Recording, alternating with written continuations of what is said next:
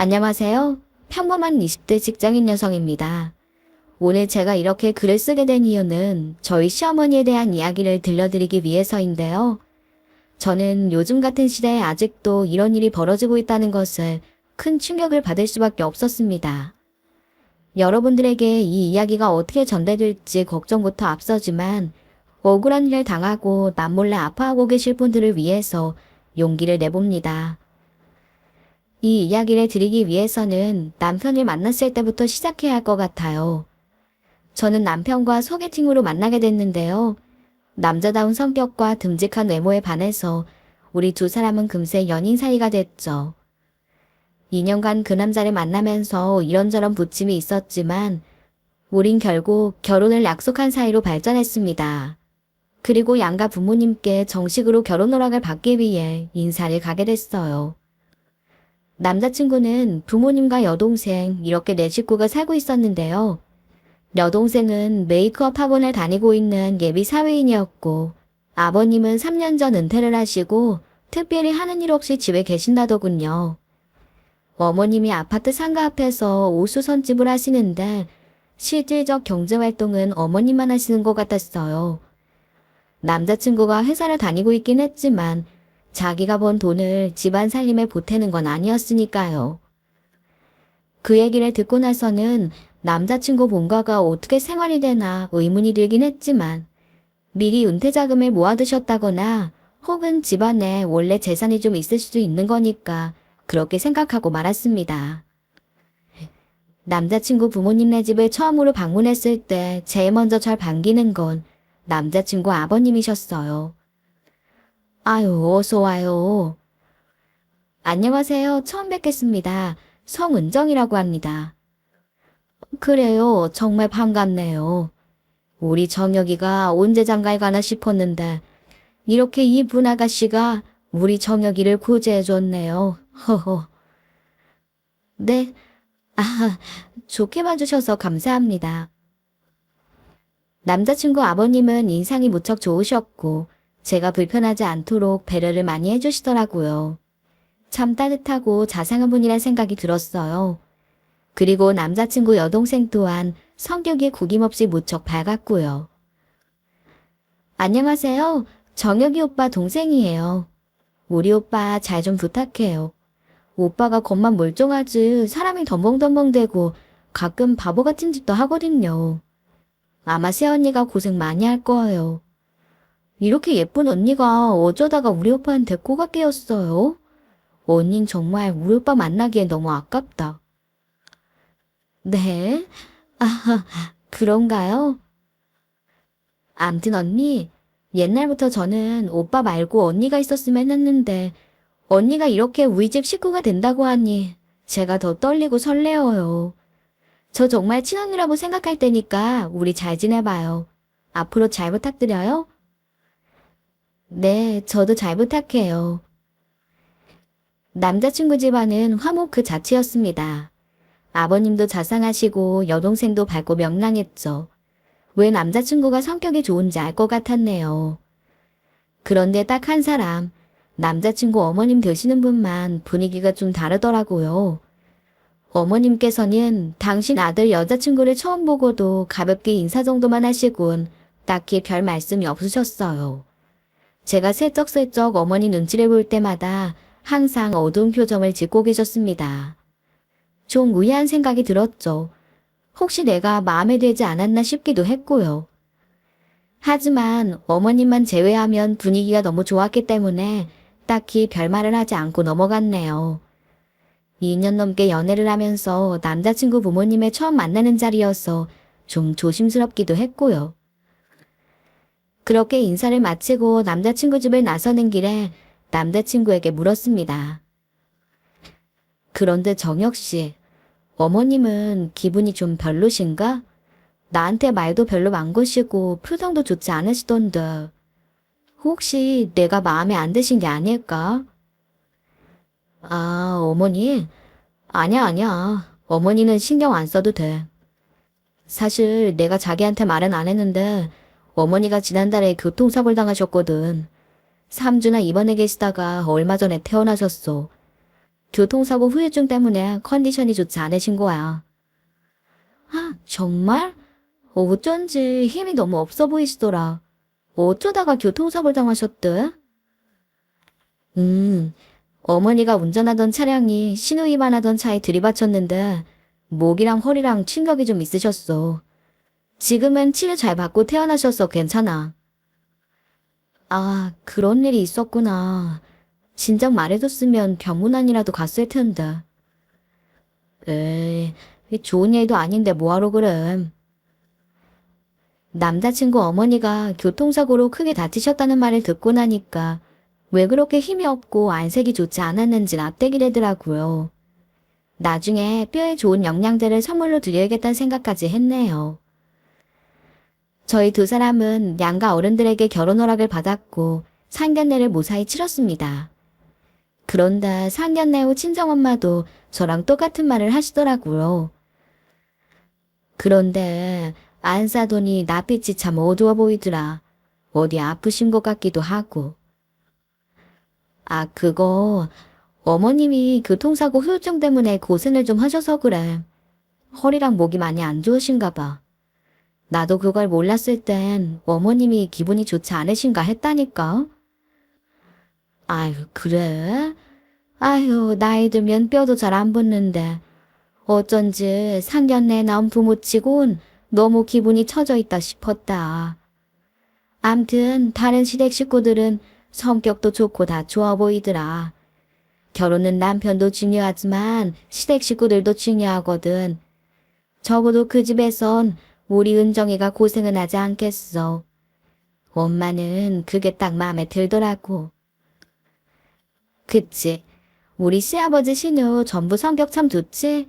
내가 그랬잖아. 시댁이 너무 좋다고. 그래 이거사. 시집 가니까 그렇게 좋니? 입이 아주 귀에 걸렸네 걸렸어. 아, 누가 그렇다? 말이 그렇다는 거지. 암튼 고마워 엄마. 나 잘 살게요. 그렇게 저는 남자친구와 날짜를 잡았고 정신없이 결혼 준비를 하게 됐어요. 형식적인 건 줄인다고 줄였는데도 준비할 때 정말 많더라고요. 저희 집에선 시어머니가 입을 한복을 해드리기로 했어요. 그래서 남자친구와 함께 시어머니를 모시고 유명한 한복집을 찾았는데요. 시어머니가 이런저런 한복을 입어보시면서 마음에 드는 걸 고르고 있었는데 그 모습을 가만히 보고 있던 남자친구가 좀 이상한 혼잣말을 하는 겁니다. 색깔 참 곱다 고와. 저걸 우리 엄마가 입었으면 정말 좋았을 텐데. 어? 정혁 씨, 그게 무슨 소리야? 지금 어머니 거 고르는 거잖아. 어? 그치. 근데 아직 멀었어? 대충 고르고 빨리 밥 먹으러 가자. 나 배고프다. 제가 무슨 말을 하는 거냐고 묻자 남자친구가 다급하게 말을 돌리는 눈치였어요. 제가 눈치가 백단인데 그런 이상한 기운을 모르겠어요. 그래서 저는 나중에 남자친구에게 어머님이 한복을 고를 때 왜 그런 말을 했냐고 다시 한번 이야기를 꺼냈습니다. 그런데 남자친구가 말을 자꾸 얼버무리며 딴소리라는 거예요. 그래서 그 모습에 결혼 전에 말할 거 있으면 다 말하라고 엄포를 놨어요. 나중에 걸려서 후회할 일 만들지 말라고 말입니다. 그러자 남자친구가 한숨을 푹 쉬면서 이런 말을 하더라고요. 별로 말하고 싶지 않은 얘기여서 진짜 나중에 말하려고 했던 건데 사실 어머니는 날 낳아주신 친어머니가 아니야. 우리 진짜 엄마는 내가 중학교 때 돌아가셨고 지금 어머니는 엄마 떠난 지 1년 만에 아버지랑 재혼하신 분이죠. 어머, 정말? 왜 여태 그런 말을 하지 않았어? 나 진짜 몰랐어. 나도 그렇고 여동생도 그렇고 우리 남매한테는 별로 좋은 기억이 아니야. 뭐 그렇다고 어머니가 우리한테 못해준 건 아닌데 그래도 친엄마랑 같진 않지. 우리도 은근히 새엄마 눈치 보면서 살았다니까. 그래서 한동안은 사이가 별로 좋지 못했어. 우리가 더 크고 나서야 겨우 부모 자식처럼 지내고 있는 거고. 아, 그랬구나. 아무튼 당신도 그냥 그렇게 알아. 어쨌든 새어머니도 어머니시니까 그냥 평범한 시어머니라고 생각하면 돼. 남자친구의 고백이 꽤 놀라웠어요. 그동안 그런 얘기를 한 번도 한 적이 없어서 당연히 새어머니일 거라고는 상상도 하지 못했었죠. 그런데 몰랐으면 모를까. 알게 되니까 시어머니에 대한 생각이 좀 달라지는 겁니다. 원래 진짜 그럼 안 되지만 남자친구의 친어머니가 아니란 생각이 제 태도를 좀 바꾸게 만들더라고요. 그렇다고 막 예의 없게 굴었다는 뜻이 아니라 조금은 가볍게 생각했다랄까요. 하지만 그런 제 태도를 제일 먼저 알아본 건 바로 친정엄마였어요. 저희 두 사람은 많은 사람들의 축복 속에서 식을 올렸고 신혼여행도 무사히 잘 다녀왔습니다. 그런데 친정엄마가 신혼여행에서 막 돌아온 제 등짝을 때리는 게 아니겠어요? 아파. 왜 때려? 넌 정말, 너 결혼식 때 시어머니한테 그 태도가 뭐니? 태도? 내가 시어머니한테 뭘 어쨌다고? 시어머니한테 왜 그렇게 냉랭하게 굴었냔 말이야. 태백 때도 그랬고 하객들한테 인사드릴 때도 그랬어. 내가 그런 널 보면서 얼마나 민망했는지 알아? 혹시 네 시어머니가 박서방 생모가 아니라서 그래? 사람이 그럼 못 써. 식모든 계모든 네 시어머니란 사실은 변하지 않는 거라고. 시어른들께 최선을 다해야지. 그게 어디서 못 배워먹은 짓이야. 사돈도 젊었을 적에 애 둘 있는 남자한테 시집와서 얼마나 마음고생을 했겠니.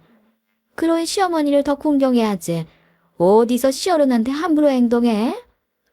내가 너 신혼여행에서 돌아오면 혼내주려고 단단히 벼르고 있었다 이거사. 내가 정말 그랬다고? 친정엄마의 꾸지람에 정신이 번쩍 들더라고요. 정말 의식한 게 아니었는데 저도 모르게 그런 행동이 나왔다는 것이 너무 부끄러웠어요. 시어머니가 얼마나 섭섭하셨을지 정말 죄송한 마음이 들더라고요. 그래서 전 좋은 때를 골라서 시어머니에게 진심으로 사과를 드렸습니다. 어머니, 제가 시골일 때 너무 버릇없이 굴었죠. 제가 너무 경황이 없어서 그땐 잘 몰랐는데 가만히 생각해보니까 제가 너무 못되게 굴었다는 생각이 들었어요. 정말 죄송해요, 어머니. 그러려고 그런 건 아닌데 제가 생각이 짧았어요. 아니다. 난 아무렇지도 않어. 난 다른 거 바라는 거 없어. 그냥 두 사람이 싸우지 말고 서로 아껴주면서 행복하게 살면 돼. 그러니까 그런 건 신경 쓰지 말거라. 죄송해요, 어머니. 제가 앞으로 더 잘할게요. 시어머님은 제 행동을 너그럽게 용서해 주셨고 제 손을 따뜻하게 잡아주시며 행복하게 잘 살라는 말씀을 해주시더군요. 이렇게 좋은 분을 제가 편견을 갖고 봤다는 게 정말 부끄러웠습니다. 저는 속으로 다시는 절대 그러지 않겠다고 다짐하며 시어머니에게 더 잘해드려야겠다고 생각했어요. 이후 저는 좋은 날을 골라서 시어머니와 데이트를 해야겠다는 생각을 했어요. 그래서 시어머니에게 전화를 걸었죠. 어머니 안녕하셨어요? 그래. 우리 며느리구나. 요즘 별일 없이 잘 지내고 있니?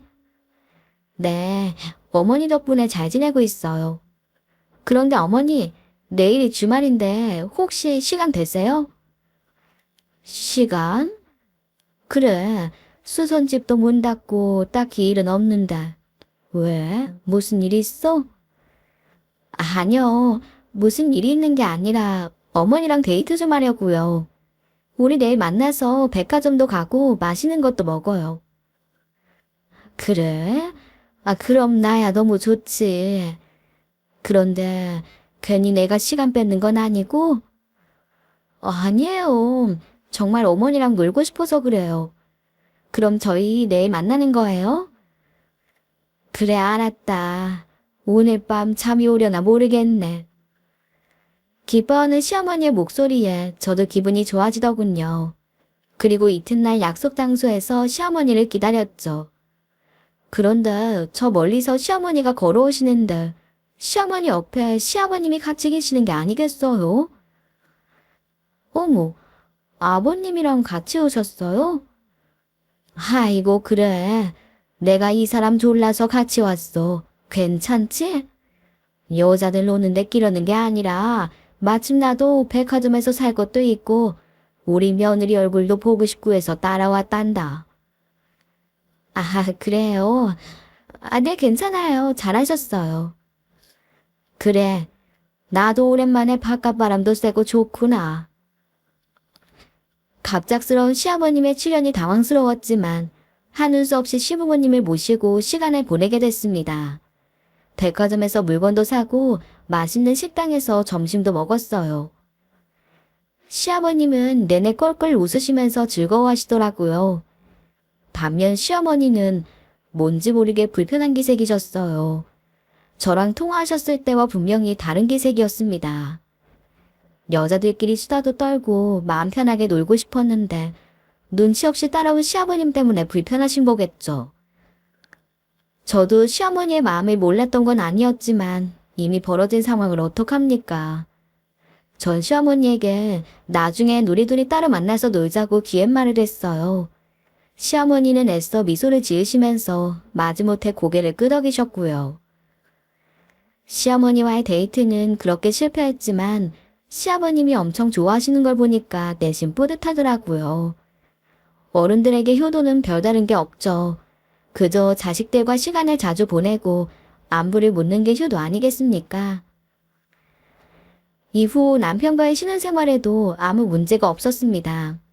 남들보다 좀 일찍 결혼을 해서 그런지 저는 남편과 소꿉놀이를 하는 것처럼 알콩달콩 행복하게 살았어요. 넉넉한 살림으로 출발한 건 아니었지만 그래도 남들처럼 냉장고 TV 다 있고 다 막물고 살면 그만이라고 생각하면서 신혼을 즐겼죠. 저희 두 사람이 결혼을 할 때 주례 선생님이 이런 말씀을 하셨습니다. 두 사람이 하나가 되면 모진 풍파에도 견딜 수 있을 거라며 어떤 어려움이 찾아와도 서로를 의지하며 견디라고요. 하지만 그 모진 풍파가 이렇게 빨리 찾아올 줄은 저도 몰랐습니다. 저희가 전세로 얻은 신혼집에 문제가 생긴 건 은행 연락을 받고서 알게 됐어요. 그러니까 남편이 전세자금 대출을 받기 위해 제출한 서류에 문제가 발견됐고 부실 서류로 인해 실행된 대출을 다시 회수해야 한다는 거였죠. 회수가 안 되면 두들기하게 법적 절차를 밟을 수밖에 없다는 경고도 함께 말입니다. 그야말로 마른 하늘에 날벼락이 떨어진 셈이었습니다. 넉넉지 않은 살림에 전세금마저 빠지면 밤하늘을 이불 삼아 살 수밖에 없는 상황이었어요. 그렇다고 몇 천만 원이나 되는 돈을 어디서 구할 길도 없었습니다. 남편과 저는 머리를 싸맸지만 별다른 뾰족한 수가 나오지 않더라고요. 그런데 갑자기 남편이 너무 걱정 말라며 자신이 어떻게든 해결하겠다고 큰 소리 치는 게 아니겠어요? 하지만 남편도 뻔한 월급쟁인데 무슨 방법이 있겠습니까? 어떻게 하려고? 나 정말 안심하고 있어도 되는 거야? 그래, 아무 걱정하지 마. 내가 다 알아서 할게. 정말이야? 은행에선 빨리 해결하라고 난린데 진짜 해결할 수 있겠어? 아, 좀 그렇다니까. 당신은 그냥 아무 걱정 말고 일이나 열심히 해. 이 오빠가 알아서 할게. 남편의 큰 소리가 미덥지 않았지만 저로서도 딱히 방법이 없었거든요. 그래서 모자란 돈을 해결하겠다는 남편 말만 믿고서 기다릴 수밖에 없었어요. 그렇게 한 열흘쯤 지났을까요? 기다리는 소식은 오지 않고 시댁에서 청천벽력 같은 소식만 들려오더라고요. 여보, 아버지 어머니가 좀 다치셨다는데? 갑자기 왜? 어디가 어떻게 다치셨는데? 두 분이 차를 몰고 지방에 다녀오시는 길이었는데 교통사고가 나셨다나 봐. 지금 병원에 계시듯. 뭐, 그럼 이러고 있으면 어떡해. 빨리 가보자. 어디 병원이라는데. 그래, 병원은 내가 알아. 내가 아버지랑 통화했으니까 너무 서두르지 말고 침착해. 저는 남편과 함께 시부모님이 실려갔다는 병원으로 달려갔어요. 그런데 시아버님은 비교적 괜찮으신 모습이었습니다. 아유, 우리 며느리 이 시간에 뭐하러 왔어? 나중에 천천히 오지. 교통사고 나셨다면서요. 어디 많이 다치신 건 아니에요? 난 뒷목이 좀 땡기는 거 말곤 괜찮다. 그런데 네 시어머니가 많이 다쳤어. 양다리가 골절된 것 같다는데 아이고 그래도 이만하게 천만 다행이다. 네, 이 양다리가 전거요. 시어머니는 시아버님에 비해 많이 다치셨더라고요. 갑자기 신호위반을 한 차량과 접촉사고가 났고 그 바람에 아버님이 몰던 차가 전봇대를 크게 박았다는 겁니다. 때문에 조수석에 앉아있던 어머님이 크게 다치신 거였죠. 어머니, 어떡하면 좋아요. 많이 아프시죠? 난 괜찮다. 너무 걱정하지 마. 양다리가 전부 골절이라면서요. 근데 뭐가 괜찮아요? 원래 나이 들면 뼈가 약해져서 금방 이래.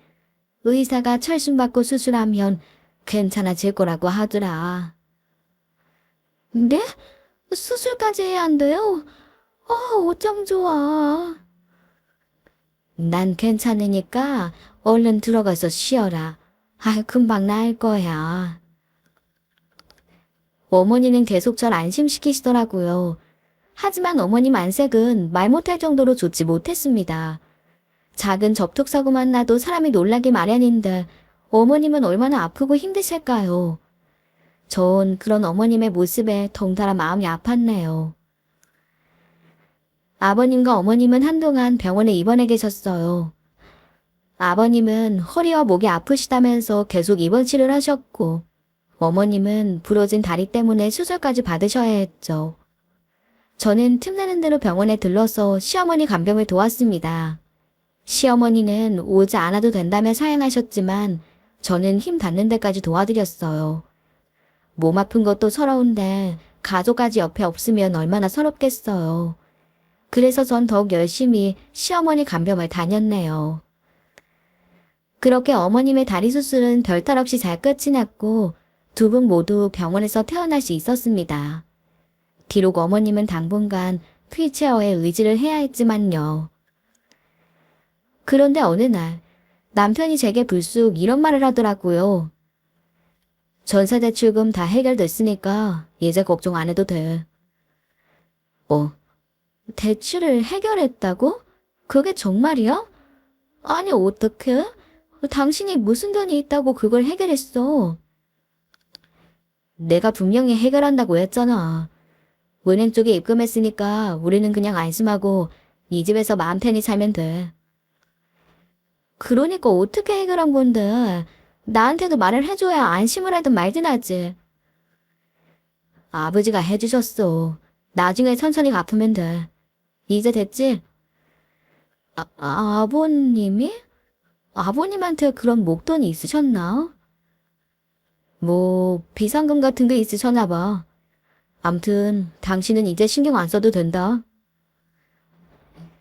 아버님의 도움으로 전세 대출을 해결했다고 하니까 제 마음에 짓누르고 있던 돌덩이가 딱 치워지는 기분이 들더라고요. 그리고 또 한편으론 별다른 벌이가 없던 시아버님에게 그만한 돈이 있었다는 게 신기하기도 했고요. 저는 저희를 도와주신 시부모님께 감사 인사를 해야겠다고 생각했죠. 아버님, 어머니 정말 도와주셔서 감사합니다. 덕분에 위기를 잘 넘길 수 있었어요. 뭘 그런 걸 가지고 그러니. 자식들이 어려우면 부모가 돕는 게 당연한 걸. 또 무슨 일 생기면 언제든지 말하거라. 네 시아버지 이래봬도 꽤 능력 있는 사람이다. 그래 우리 며느리 결혼해서 살다 보면 이런 일 저런 일 다 겪는 법이야. 그러니까 또 어려운 일 생기면 말해. 알았지? 네 어머니 그렇게 할게요. 그런데 수술한 다리는 어떠세요? 괜찮으세요? 많이 좋아졌어. 너무 걱정하지 말아라. 저희 부부는 시부모님의 도움으로 큰 위기를 넘길 수 있었습니다. 까딱하면 내쫓길 판이었는데 말이죠. 그렇게 저희 부부는 근심을 털어버리고 다시 평화로운 일상을 지내고 있었어요. 그런데 이번엔 시댁에 엉뚱한 일이 벌어진 게 아니겠습니까? 아, 은정아, 큰일 났어. 어? 큰일? 왜, 무슨 일인데? 지금 미연이한테 연락이 왔는데 미연이가 큰 사고를 쳤대. 아, 글쎄 이 기집애가 집안에서 담배를 피우다가 스프링쿨러를 잘못 건드렸나 봐. 집안이 지금 온통 물바다래. 빨리 가봐야 할 것 같아. 뭐라고? 정말 어처구니 없는 사건이었죠. 신우는 시부모님이 외출한 틈에 담배를 피우다가 이상한 호기심이 들어서 불 붙던 담배를 스프링쿨러에 가깝게 냈다는 겁니다. 당연히 스프링쿨러는 작동을 했고 시댁은 때 아닌 물난리를 겪어야만 했다는 거였어요. 남편과 함께 가본 시댁 상황은 말이 안 나올 지경이었습니다.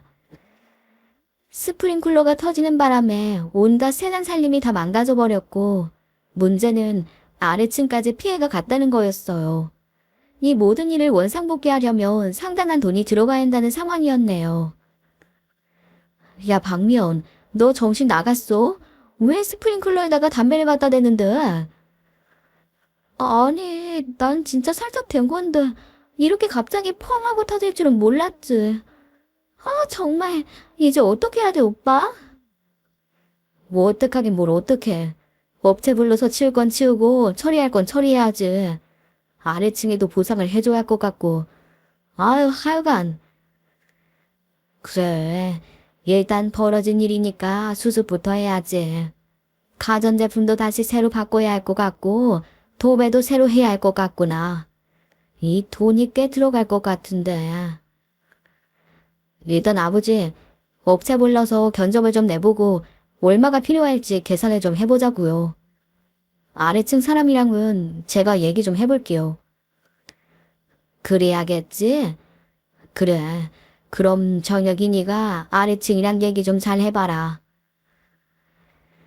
신우의 어처구니 없는 사고 때문에 목돈이 들어가야 할 상황이었습니다. 이럴 때 저희가 도와드리면 좋겠지만 저희 부부도 빠듯하게 살고 있으니 도리가 없었어요. 그런데 설상가상 또 사건이 벌어지고 말았죠. 다음날 새벽 시어머니가 의식을 잃고 쓰러졌다는 다급한 연락이 왔고 전 또 불이 났게 응급실로 향했습니다. 제가 도착해서 보니 시어머니는 응급실에서 안정을 취하고 있더라고요. 시아버지가 절 보면서 한숨을 푹푹 내쉬는 겁니다. 의사가 하는 말이 빈혈 같다고 하더구나. 이게 악성인지 뭔지는 내일 정밀검사를 봐야 알 수 있대. 오늘은 응급실에서 지내고 내일 바로 검사를 해야 한다는데 네 시어머니가 이렇게 자꾸 아파서 어떡하니? 아, 그래요. 그나마 다행이에요. 전 큰 병인 줄 알았어요. 아버님, 오늘은 제가 어머님 곁에 있을 테니까요. 아버님은 들어가서 좀 쉬세요. 그래? 네가 있으려고? 네, 제가 여자니까 간병하긴 제가 더 편할 거예요. 그러니까 아버님은 들어가세요. 그래, 알았다. 그럼 우리 며느리가 수고 좀 하거라. 시아버지는 못내 아쉬운 듯 입맛에 쩝쩝 다시며 집으로 발길을 돌리셨고 저는 주무시고 계신 시어머니의 손을 잡아드렸어요. 그리고 나지막한 목소리로 이렇게 말씀드렸죠. 우리 어머니 이렇게 몸이 아프셔서 어떡해요. 내일 검사 받아야 한다는데. 그래도 너무 걱정 마세요. 아무 일도 안 할 거예요. 제가 어머니 곁에 꼭 붙어 있을게요. 시어머니가 잠들어 계셔서 당연히 제 말은 듣지 못할 거라고 생각했어요. 그냥 어머님이 안쓰러운 마음에 혼잣말처럼 중얼거린 거였거든요. 그런데요, 시어머니가 갑자기 눈을 번쩍 뜨더니 저와 시선을 맞추는 게 아니겠어요? 어머, 어머니, 깨셨어요? 지금 좀 어떠세요? 아가, 네 시아버지 나갔지? 날 좀 병원에서 몰래 빼다오. 네, 어머니, 그게 무슨 말씀이세요? 내가 정말 급해서 그래. 아가, 내가 다 설명할 테니까 일단 날 좀 여기서 빼내다오. 네 시아버지 다시 오면 난 정말 큰일 난다. 아니, 어머님.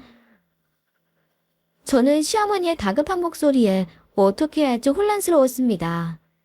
시어머니는 마치 누구에게라도 쫓기는 듯 불안한 눈동자를 굴리고 계셨어요. 그 모습에 저는 시어머니에게 무슨 일이 있다는 걸 직감할 수 있었네요. 알았어요. 그럼 제가 정혁 씨한테 전화할게요. 아니야, 정혁이한테도 말하지 말고 가족들 모르게 나 좀 빼내줘. 응? 제발 은정아. 저는 어머니의 반응이 이해가 가지 않았습니다. 하지만 분명한 건 어머님이 무척 불안해한다는 사실이었어요. 그래서 어머님 말대로 병원에서 어머님을 빼내드리기로 했네요. 응급실 퇴원수속을 밟은 후 차로 모시려는데 시어머니의 다리가 사시나무 떨듯이 후들후들 떠는 게 아니겠습니까? 다리 수술 때문에 다리 힘이 약해진 탓도 있었겠지만 그건 꼭 공포에 질린 모습이었어요. 저는 시어머니를 업고 병원에 빠져나와 시어머니를 차에 태웠습니다. 그리고 곧장 친정집으로 향했네요. 시어머니가 그곳이 제일 안전할 것 같다고 말씀하셨기 때문이었어요. 친정부모님은 이 사단에 깜짝 놀라선 잠옷바람으로 저와 시어머니를 맞으셨어요. 아니 은정아, 갑자기 이 시간에 웬일이니? 어머, 안사돈? 아니 사돈께서는 어쩐 일로? 죄송합니다 사돈. 하지만 제가 믿을 곳이 여기밖에 없네요. 제가 사돈들께 꼭 드릴 말씀이 있습니다. 부디 제 이야기 좀 들어주세요. 저희 친정부모님께 하소연하는 시어머니의 모습에 저도 무척 놀랐습니다. 그리고 시어머니의 고백은 더욱더 놀라웠어요. 시어머니의 입에선 시아버님과 신우의 만행이 쏟아졌어요. 두 사람은 몇 년 전 우연한 접촉사고로 보험금을 받게 됐고 그 재미에 푹 빠져서는 일부러 사고를 내고 다니며 보험금을 챙겼다는군요. 그 행동은 점점 더 대담해졌고 결국 전문적인 보험 사기에 접어들게 됐다는 거였죠. 차를 몰고 다니면서 신호위반을 하거나 불법 주차된 차량에 일부러 사고를 내고 보험금을 타냈다는 겁니다. 그리고 시아버님은 시어머니까지 가담시켜서 보험 금액을 크게 늘렸다는 거예요. 사고가 크면 클수록 보상받는 금액은 비례했고 그럴수록 시어머니의 몸은 상할 수밖에 없었던 거죠. 더 놀라운 점은 일부러 사고를 내다가 다치는 경우도 있었지만 미리 부상을 입히고 사고를 내는 경우도 적지 않았다는 거였어요. 마치 자해 공갈단처럼 말입니다. 시어머니의 양다리가 골절된 것도 시아버지의 강요 때문에 어쩔 수 없이 자해를 해서 만든 부상이라는 거였죠.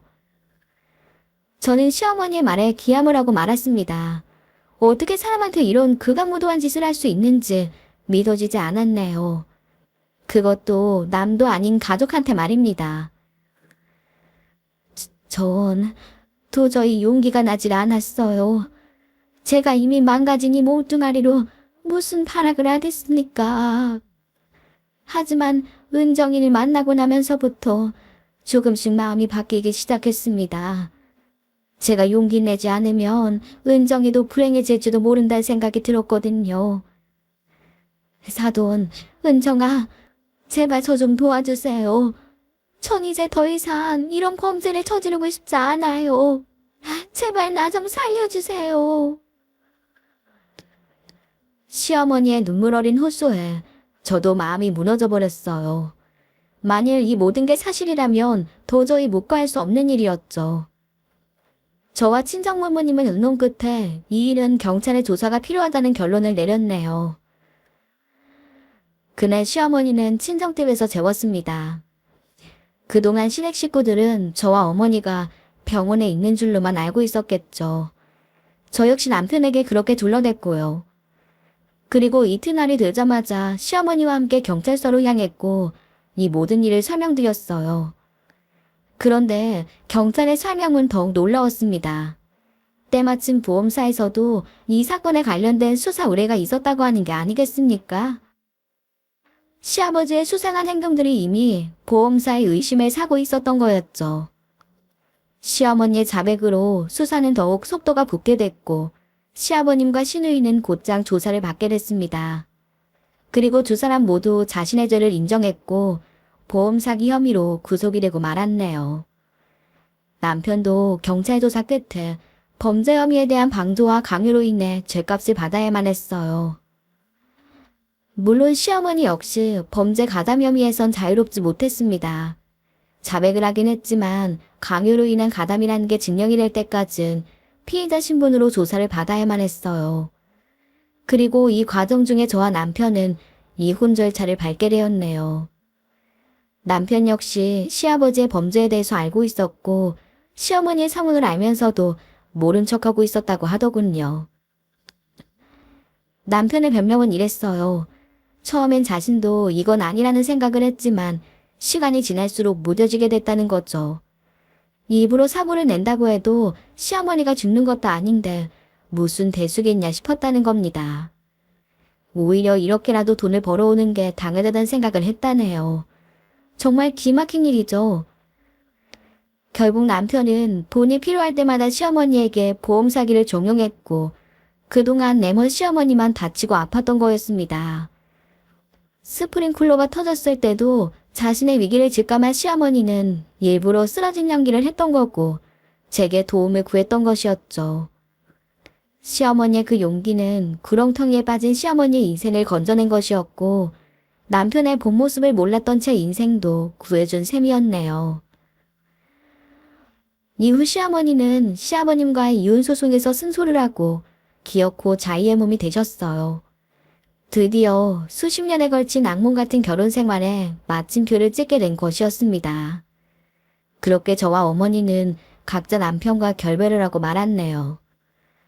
시아버지는 실형을 선고받고 징역을 가게 됐고 시누와 남편은 그에 비해 다소 혐의가 가볍다고 인정을 받아서 집행유예를 선고받았습니다. 그리고 시어머니는 무죄로 결론이 났답니다. 판결이 나던 날 시어머니가 얼마나 우셨는지 모릅니다. 이렇게 저희 가족은 거의 공중분해나 다름없이 해체되었지만 전 정말 불행 중 다행이라고 생각해요. 낭비된 시어머니의 오랜 시간을 되돌릴 순 없겠지만 이제라도 제대로 된 인생을 시작할 수 있으니까요. 저도 마찬가지고요. 저와 시어머니는 가끔 연락을 주고받고 있습니다. 그리고 우린 서로의 인생을 응원하고 있어요.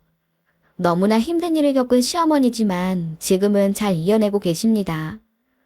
제가 이 채널을 통해 사연을 소개해드리면서 힘내시라는 제 메시지가 시어머니에게 전달되길 바랍니다. 제 이야기 끝까지 함께 해주셔서 감사합니다. 오늘의 썰맘 사연에 여러분의 소중한 댓글 기다리면서 구독, 좋아요, 공유는 물론 알람 설정도 부탁드립니다. 그럼 오늘도 함께 읽어주셔서 감사합니다.